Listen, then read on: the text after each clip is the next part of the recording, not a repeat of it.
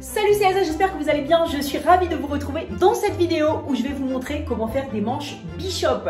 Les manches qui ont du volume à l'épaule ou au poignet sont à la mode en ce moment. Donc là, on va voir une manche qui s'appelle la manche Bishop, qui n'a pas de volume au niveau de l'épaule en fait, elle est classique. En revanche, au niveau du poignet, elle a beaucoup de volume, c'est une manche bouffante. On va voir qu'on peut mettre des poignets. Donc là, je vais vous montrer avec du jersey parce que si on faisait sur un chemisier, il faudrait carrément patronner un bas de manche, etc. avec une fente, mais je vous donnerai les indications si vous voulez le faire quand même. Et puis on va voir aussi comment se servir de cette modification de patron pour faire une manche évasée, ce qui va me permettre de répondre à la question de Anne qui m'avait demandé comment faire des manches évasées sur la robe Lucille. Donc on prend la manche de notre patron, moi je vais utiliser le patron Mickey d'Urban Ferry, je vous mets les liens en dessous dans la description. Je vais modifier la manche, vous allez voir c'est en plusieurs étapes, rien de fou, rien de compliqué, hein. C'est vraiment à la portée de tout le monde. Et ensuite je vous donnerai à la fin de ce tuto quelques indications pour coudre la manche. Il y a une vidéo qui s'appelle froncer avec du lastin, vous pouvez vous en servir si vous avez besoin de plus de détails pour froncer de la manche, le bas de la manche avec du lastin. C'est parti. J'ai besoin d'une grande feuille, on va même avoir besoin de deux grandes feuilles. Donc une première feuille sur laquelle on va venir tracer des choses, ensuite on va découper et on va recoller sur une autre feuille après. Alors je vais commencer par tracer des lignes pour pouvoir bien positionner ma manche. Donc je vais tracer une ligne, alors il faut qu'il y ait un peu de place au-dessus, qu'on puisse positionner notre manche tout simplement. Donc je vais tracer une première ligne horizontale et une deuxième ligne qui sera la ligne du biceps pour venir positionner ma manche dessus. Pour positionner la manche, donc je prends la manche de mon patron, je vais venir mettre les petits coins. Donc on va utiliser une manche sans marge de couture hein, parce que il faut les redécouper si vous avez des marges de couture parce que bon, on travaille toujours avec le patronage sans marge de couture, sinon c'est beaucoup trop compliqué. Je viens mettre le petit coin sur la ligne, l'autre ici sur le bas de la ligne ici. Et puis, mon repère d'épaule doit arriver sur cette ligne. Donc, je fais coulisser jusqu'à ce que j'ai mon repère d'épaule sur ma ligne horizontale. Là, je peux tenir. Et puis, les coins qui sont chacun sur cette ligne. Une fois que c'est fait, on peut venir soit scotcher, soit mettre un objet dessus. Et je vais venir tracer tout le tour de ma manche.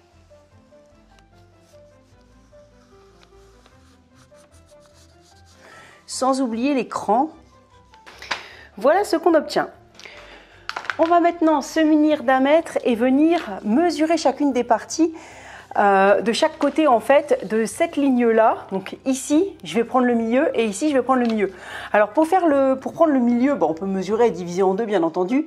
Mais quand on a un mètre souple, on peut juste mettre son doigt et plier le ruban en deux.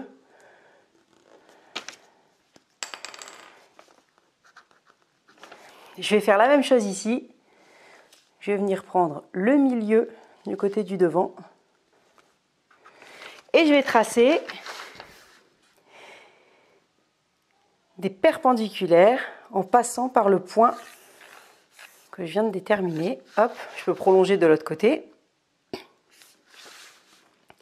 Même chose ici, je trace une perpendiculaire à la ligne du biceps qui passe par le point que je viens mesurer. Et je prolonge de l'autre côté. Maintenant, je vais venir tracer des nouvelles lignes de dessous de manche, tout simplement perpendiculaires à la ligne du biceps. Donc c'est très pratique d'avoir une règle de patchwork, vous voyez, parce que je m'appuie sur une ligne là et j'ai une perpendiculaire sans avoir d'équerre, enfin, c'est vraiment très pratique. Je fais la même chose en dessous. Je trace une perpendiculaire et je viens retracer la ligne de poignet. Donc on a déjà bien agrandi ici notre manche. Maintenant, on va venir s'occuper de la partie du côté du poignet. Et on va prendre, alors on a deux côtés. Ici, on a le dos. On le reconnaît au petit cran. Hein. Vous avez, là, c'est l'épaule. Là, on a le dos. Et là, c'est la partie devant. Alors, sur la partie dos, je vais utiliser la ligne que je viens de tracer, cette ligne-là, et je vais la prolonger de 2,5 cm.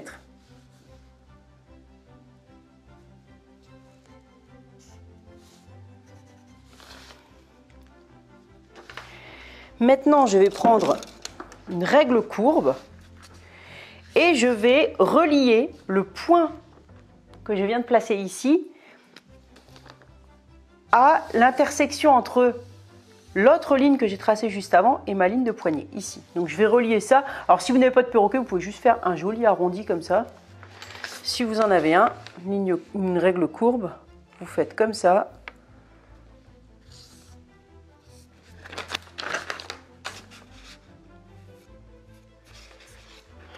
Et ici pareil.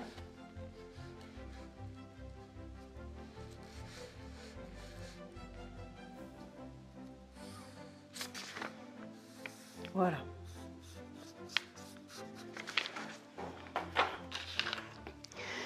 Je vais pouvoir découper ma manche. On a encore une manipulation à faire après, mais on va déjà découper.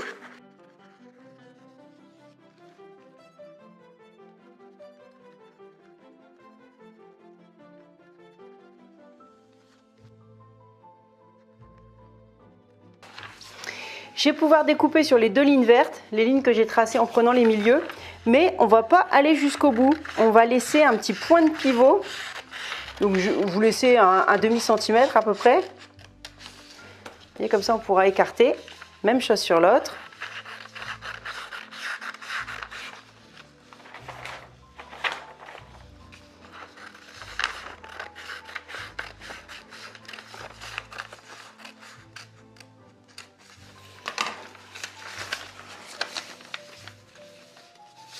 Alors, avant de coller ma manche, je vais faire la même opération que précédemment, c'est-à-dire que je vais retracer une horizontale et une verticale, donc deux lignes perpendiculaires pour pouvoir y appuyer notre manche. Je vais replacer ma manche de la même façon pour que les lignes coïncident.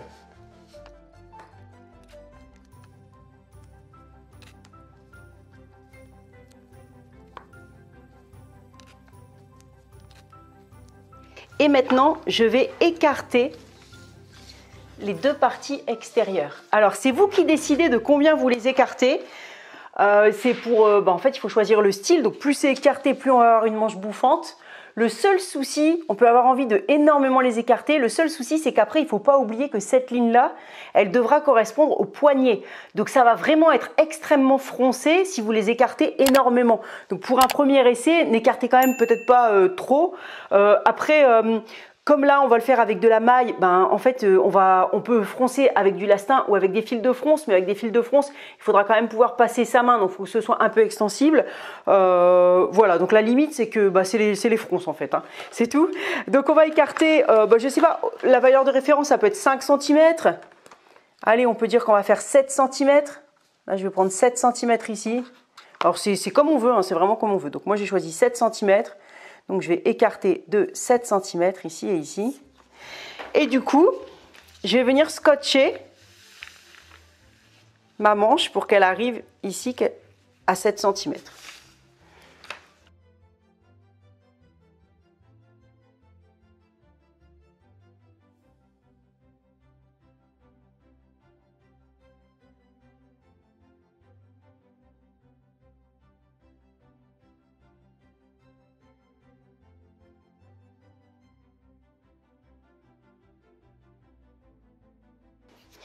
Et ici, on va venir redessiner notre manche pour qu'on ait des beaux arrondis.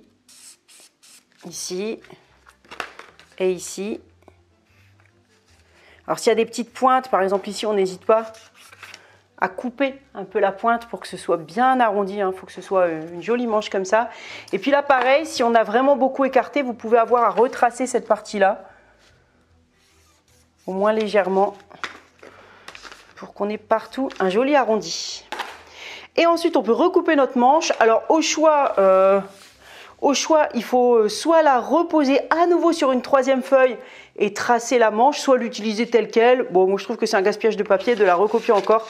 Donc là, comme c'est juste pour faire un vêtement, je vais juste la découper. Et puis, directement, travailler avec.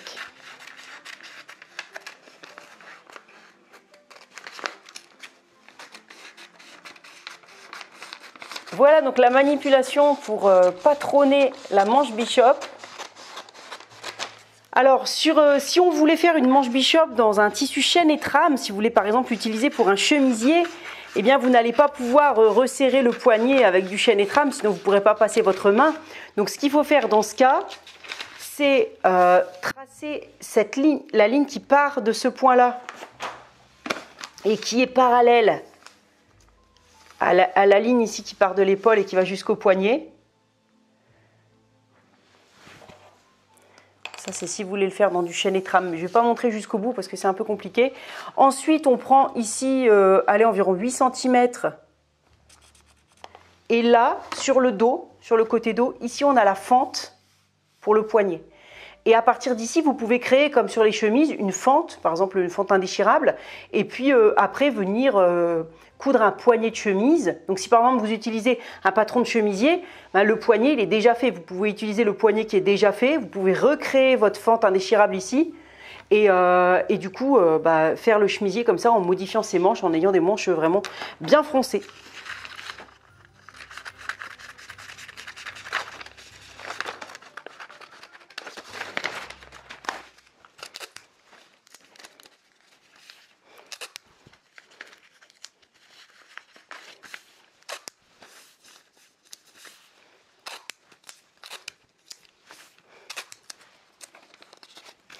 Et puis n'hésitez pas à marquer, donc bien sûr le droit fil il est ici.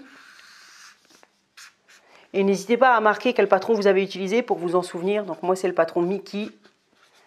Là je vais marquer que j'ai mis 7 et 7. Avec la manche Bishop. Il ne reste plus qu'à la couper en 2 exemplaires, comme d'habitude dans ici c'est un jersey, donc dans le jersey de votre choix. Et puis à la coudre, donc le poignet ici devra correspondre à la couture du poignet, donc il faudra froncer, soit avec de l'élastique transparent, vous voyez du lastin par exemple, ou la laminette qui est encore plus élastique, soit avec des fils de fronce. Et donc si vous n'avez pas de poignet, comment patronner le poignet? Eh bien, on va tout simplement mesurer notre poignet. Donc moi, je suis à 16 cm donc de tour de poignet. Donc je vais rajouter, alors ça c'est personnel parce que comme c'est du jersey, on peut vouloir, je vais même le mettre je pense en bord-côte, on peut vouloir que ce soit bien serré, mais j'aime bien rajouter un demi-centimètre, je trouve qu'on est plus à l'aise. Donc je vais prendre une longueur de 16,5. Et la largeur, alors c'est vous qui décidez visuellement. On pourrait raccourcir un petit peu la manche, mais en fait c'est pas la peine parce qu'on veut vraiment une manche bouffante, une manche avec beaucoup de volume. Donc le fait qu'elle soit un peu bouffante vers le poignet, ce sera pas grave, à moins que vous décidiez des très longs poignets. Dans ce cas, il faudrait raccourcir la manche de la moitié de la longueur du poignet. Mais moi je vais faire des poignets, allez, on prend sur soi pour voir ce que ça donne, allez par exemple 7 cm. Donc je vais prendre en largeur le double. Donc ça c'est le tour de poignet. On a vite fait d'inverser les deux valeurs. Donc là, je vais prendre donc 7 cm x 2, 14.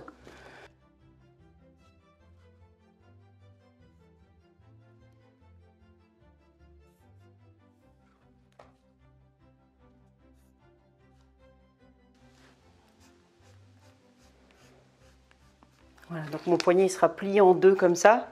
Ça, c'est bien le tour de poignet. Et ensuite, je vais venir rajouter des marges de couture. Donc là, à la surjeteuse, je vais rajouter 7 cm. Et voilà le patron de mon poignet. Alors d'habitude, quand on coud du bord-côte, on peut étirer le bord-côte pour qu'il soit assez long, aussi long que le bord de la manche. Mais là, on a tellement agrandi la manche que ce ne sera pas possible. Il faudra quand même la froncer préalablement au lastin ou avec des fils de fronce. Voilà, le haut est cousu, donc il est cousu normalement, j'ai fermé les manches, il ne reste plus que les poignets. Donc pour créer les poignets déjà, on vient piquer, donc là on a le tour de poignet comme ça. Donc on vient une première fois plier son poignet comme ça. Donc je l'ai fait à la surjeteuse, ça me donne ça. Ensuite on replie envers contre envers pour créer le poignet. Voilà, le bord-côte est plié envers contre envers et là j'aurai le poignet que je pourrais mettre après. Mais avant de venir, donc d'habitude, on le met bord contre bord, on enfile endroit contre endroit et on vient étirer et piquer. Mais là, vous voyez, on n'arrivera pas à l'étirer assez. Donc, on va devoir d'abord froncer le bas de manche. Pour cela, je vais prendre un peu de lastin. On peut aussi utiliser des fils de fronce hein, si nécessaire. Je prends mon tour de poignet. Je laisse dépasser un peu mon lastin de chaque côté. Et je vais faire un petit repère de chaque côté et également un repère au milieu.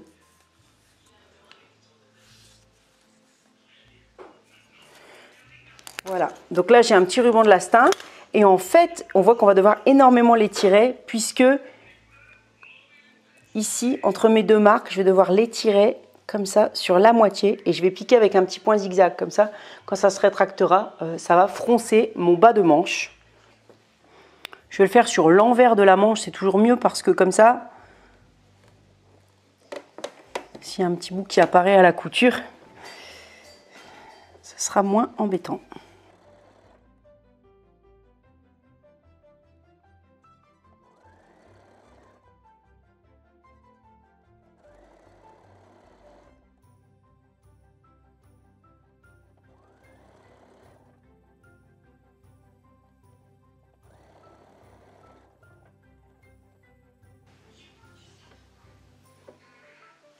Donc là, je prends ma manche qui est sur l'endroit.